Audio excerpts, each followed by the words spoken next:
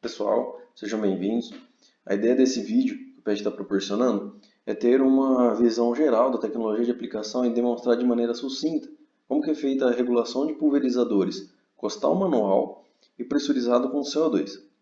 Se porventura tiver algum interesse, algum aprofundamento da área ou ter uma abrangência maior, vocês podem entrar em contato com o grupo que nós providenciaremos um vídeo mais explicativo ou que atinja uma outra área. Antes de começar, é interessante a gente ter o conhecimento de alguns termos que são usados na área, para a gente não ficar tão perdido no desenvolvimento dessa aula. Tecnologia de aplicação é, por definição, o emprego do conhecimento para a colocação do produto biologicamente ativo no alvo em quantidade necessária e de forma econômica, com o mínimo de contaminação de outras áreas. Então, resumindo, a tecnologia de aplicação é usar todo o conhecimento que a gente tem em literatura, no mercado, tecnologias, produtos, tudo mais, para a gente atingir o nosso alvo. Seja ele uma planta daninha, seja ele uma doença, seja ele um inseto praga. Tá? A dose é a quantidade do ingrediente biologicamente ativo aplicado por unidade diária, a fim de se obter um eficiente controle da população-alvo. Ou seja, é a quantidade de produto que eu vou usar para eu conseguir controlar o meu problema com eficiência. Ela pode ser expressa em diversas unidades de medida, grama por hectare, litro por hectare, e isso depende da qual que é a formulação do produto que eu estou utilizando. A faixa de dose recomendada ela é definida na bula do produto, porém quem define a dose exata é o agrônomo responsável, porque existem diversas situações diferentes que precisam de um feeling melhor que não é encontrado na bula. Então, quem define com exatidão a dose que será usada é o agrônomo responsável. O volume de aplicação ele é definido pela eficiência de aplicação, ou seja, depende de diversos fatores que a gente tem no ambiente. Qual que é o equipamento utilizado, qual que é a ponta, condições climáticas, arquitetura da planta, tipo de produto, dentre outros fatores. Ou seja, quanto maior a planta, quanto mais desenvolvida ela está, qual que é o alvo que eu vou atingir, maior é o volume de cauda que eu vou utilizar, maior é o volume de aplicação que eu tenho que utilizar. Bem como quando as plantas estão em desenvolvimento baixo, menor é a quantidade, menor é o volume de aplicação que eu vou estar utilizando. A deriva ela pode ser definida como o movimento físico do produto fitossanitário através do ar, no movimento da aplicação. E a gente pode dividir ela em duas. Tá? A exoderiva ou exoderiva, que é tudo aquilo que estou aplicando que não chega na minha planta, não chega no meu alvo, e a endoderiva, que é tudo aquilo que chega no meu alvo, porém se desloca, ou seja, aquele produto que acaba escorrendo. Tá? Na prática, então, a deriva é toda gota que sai de um bico de pulverização e não atinge o alvo. Isso não é interessante para a gente, porque lá na definição de tecnologia de aplicação, a gente fala que é com o mínimo de contaminação de outras áreas. Então, se eu tenho produto que está saindo da minha planta, que está atingindo o meu alvo e que está se deslocando ou que não está chegando ele está atingindo uma outra área e está provocando provavelmente contaminação dessa área. Então, deriva é algo que não é muito interessante para a gente aqui. Para a gente fazer os cálculos, a gente fazer as determinações, eu gostaria de dividir os processos em dois. A gente vai dividir em cauda e equipamento, que assim a gente pode entender de um jeito mais fácil. Tá? A determinação dos volumes que compõem a cauda é feita pelo agrônomo responsável, ou seja, a quantidade de água que eu vou utilizar e a quantidade de produto. Tá?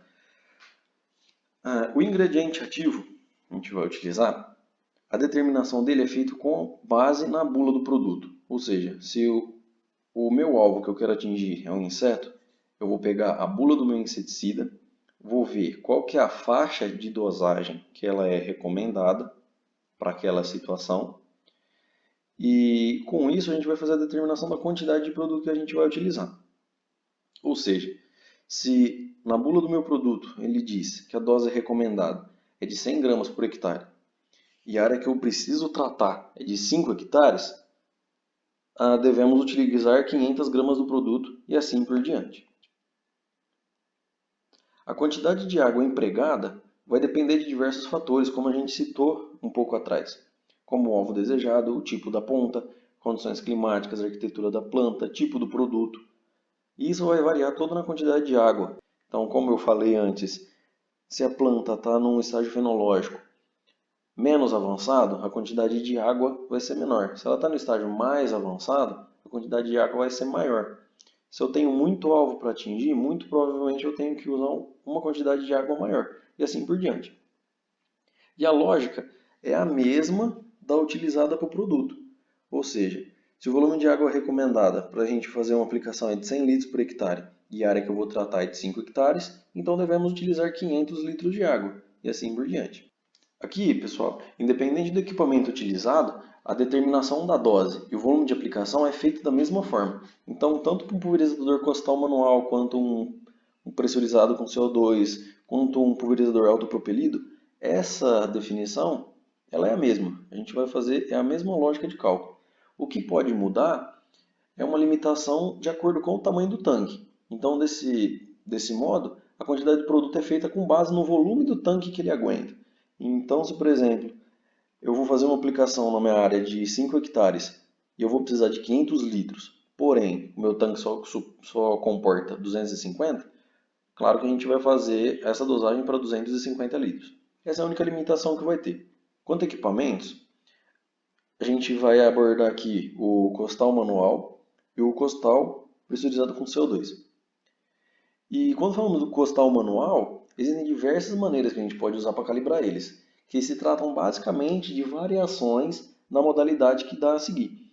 E, pessoal, não precisa seguir passo a passo como é feito aqui. A partir do momento que você entende qual é a lógica nessa calibração, você mesmo pode definir como que vai ser feita a sua calibração. O importante é entender qual que é a lógica desses procedimentos.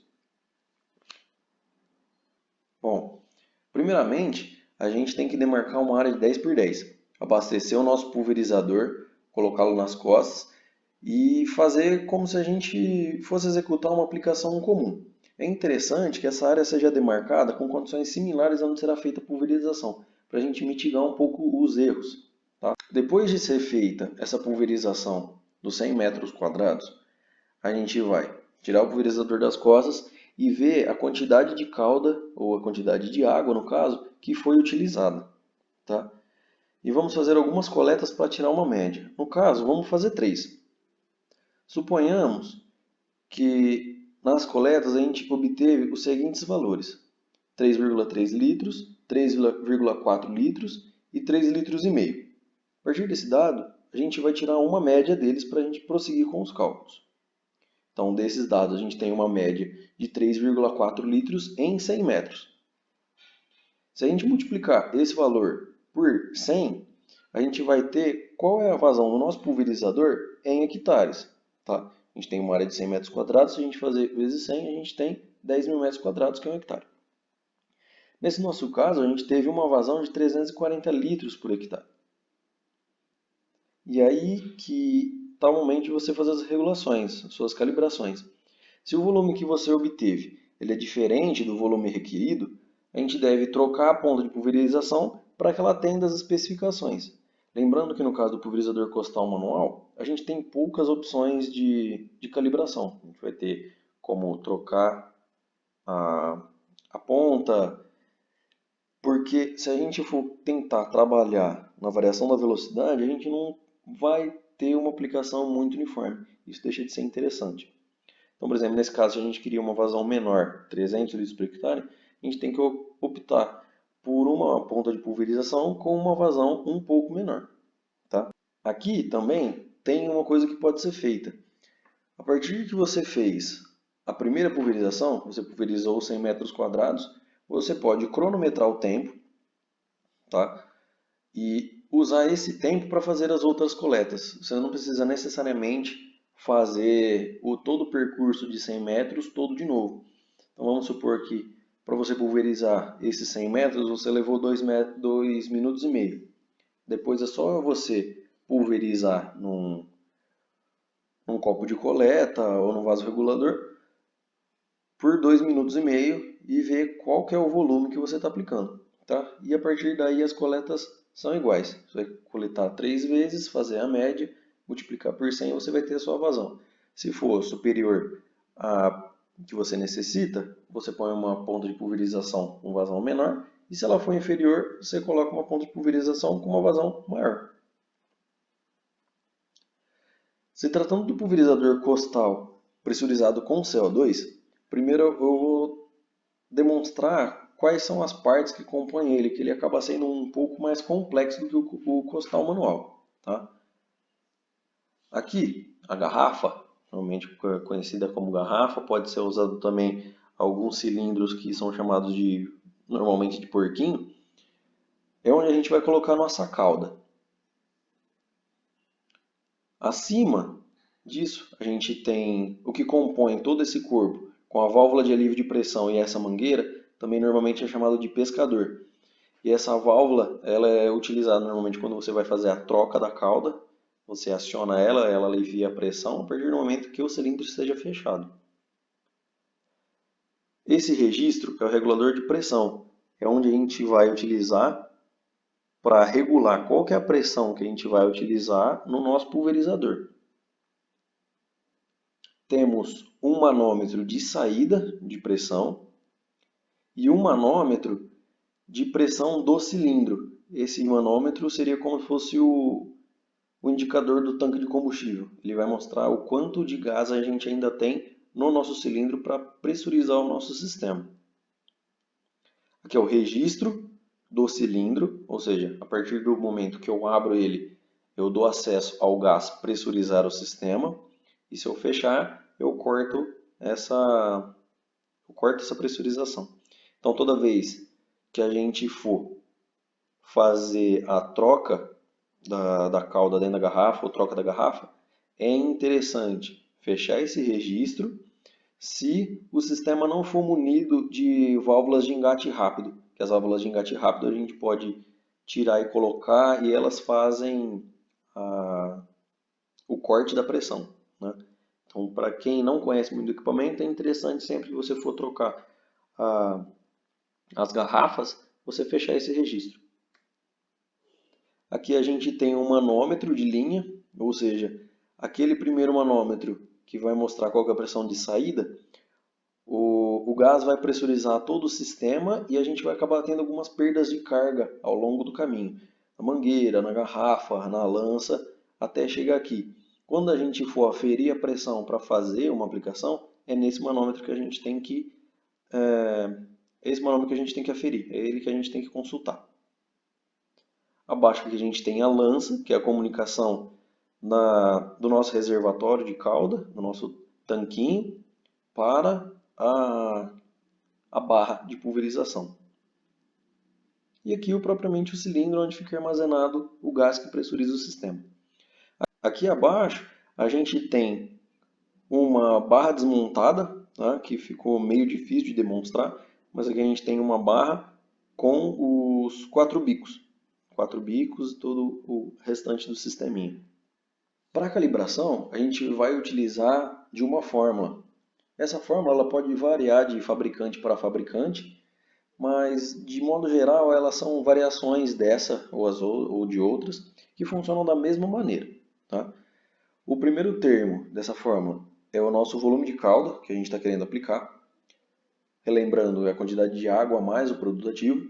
O segundo é a velocidade de deslocamento do nosso equipamento. Se a gente estiver a pé, qual a nossa velocidade? Se a gente estiver montado num quadriciclo, por exemplo, qual é a velocidade que ele está se movendo em km por hora. E o terceiro é a distância dos bicos de pulverização na barra em centímetros, sobre 60 mil. Esse 60 mil é um fator para a gente converter todas essas unidades em litro por minuto, que é a unidade de vazão dos bicos de pulverização, das pontas, na verdade, no catálogo do fabricante. Para a determinação da nossa velocidade, é interessante a gente marcar uma reta de 20 metros. E aqui começam aqueles detalhes que eu falei. Não precisa necessariamente ser 20 metros, pode ser mais, pode ser menos. Lembrando que quanto maior essa distância, mais preciso será a sua velocidade e menor talvez você esteja deixando a desejar. Vamos abastecer o equipamento com água, montar ele por completo, como se a gente fosse executar uma aplicação, e percorrer essa distância em uma velocidade confortável. Lembrando que a gente vai pulverizar em campo, o chão que a gente está pisando, o solo, ele não é plano, não é uniforme.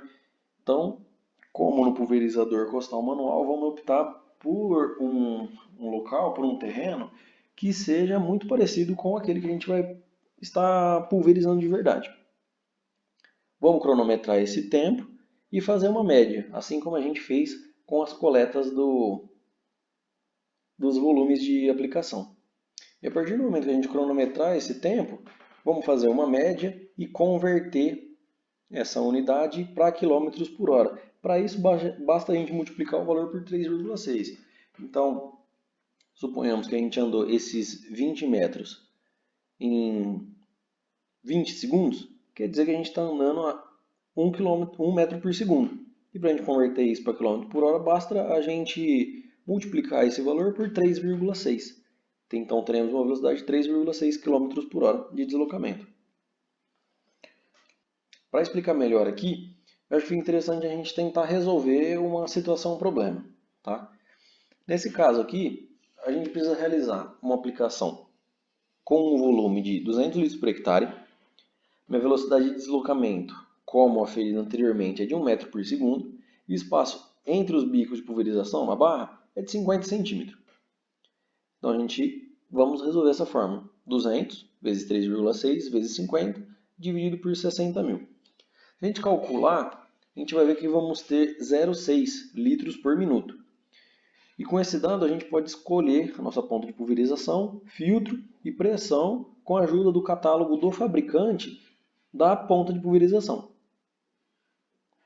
Esse aqui é um catálogo da Tijet, tá? É um que a gente tem por conveniência de alguns bicos que a gente utiliza. E com ele agora a gente vai procurar onde está aquele 0,6 que a gente necessita aplicar, 0,6 litros por minuto, tá? De evasão.